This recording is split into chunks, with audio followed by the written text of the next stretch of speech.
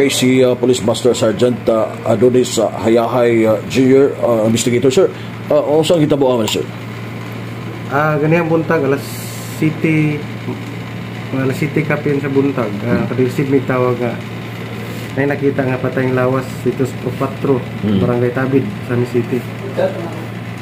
So, dayon ning responde ang ato ang responde me. So, uban ang ato ang alert team sa maong lugar. So, dito nakita na to ang biktima, no, si Gila nga si Edwin Napiñas Daing, 76 anyos, construction worker na ikalib-in, taga Proctris sa maong lugar. So nakita na to siya dito nga wala na siya sign sa kinabuhi nga naka-sustain siya og kuan. Duha ka hacking wounds sa iyang ulo. So mo to data nag-request og suko sa personnel nga mapasis ang crime scene, makakuha tag mga ebidensya nga makalokita og kinsa ang mga suspect niini.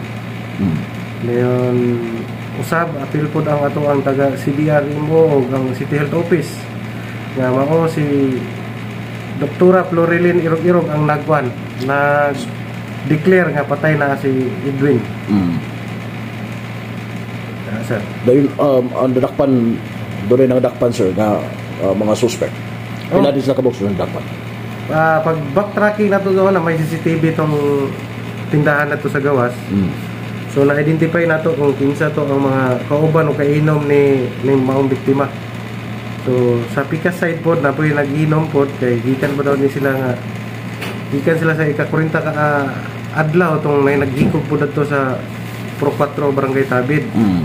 So dito gabikil na ni sila dahan dito katong sa atong suspect natin nadakpan suspect duha ka buhok. Pinaagi po sa atong eyewitness sa panghitabo. Unsa ba itabaw, sir? Gikuha nila? Gitabangan din siya? Dili, nani sila ikuha, nani heated arguments ni. Gainom man eh, lahig kainom si katong biktima, lahig kung kainom tong mga suspect. So, dadto sa tindahan, nagbikil na sila dadto. Then, ang kaning mga suspect, plano na sila nga atngan or sundan ang maong biktima.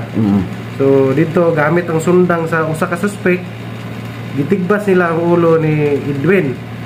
So dili siya hait pagatigbas kay ang likod man sa sundang may gigamit. Katong habol ba dili tong hait. Pero nakapatay gyapon. Napatay kaduha gitigbas. Mura buto yang samad duha ka samad sa ulo. Okay, so dali ra na resolba ang kaso, sir mo. Sa karon na resolba na to kay na-identify man nato, nakuha po nato ang ebidensya. So mas malig-on jud ang ato ang kaso nga i-file batok sa duha ka suspect. Ang ato alaani is totally masolve yun siya nga masitensyahan yun sila pag abot sa panahon. Pila edad aning maong biktima gani, sir? 56 anyos. Sa trabaho nila, sir? Kuha na siya farmer o sa mga construction worker.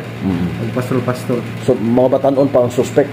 Na ang suspect na ipangidaron o buwan 20 anyos lalaki o 28 anyos. So dako kay katabang ang participation sa community sa investigation. Yes, kay ang kung wala ang komunidad dili aktibo nga mo participate regarding sa unsay nahitabo ng ilang lugar.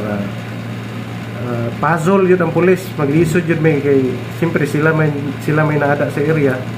So dako kay katabang nga o participate yun sila samot na inani nga panghitabo kay dili lang justisya tong kuan ba ang kakuan sa tagtungod manggod ang nawad-an sila og pamilya bitaw. So asay atubangon nga kaso sa mga suspects, sir? Initially no among kuan is founded body manggod initially nagkuan nami is homicide. So kung nami makita nga mga itong gitawag nato nga aggravating qualifying circumstances nga mo pasok siya sa murder.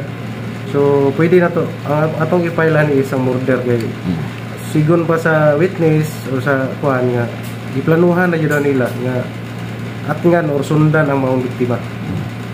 Okay.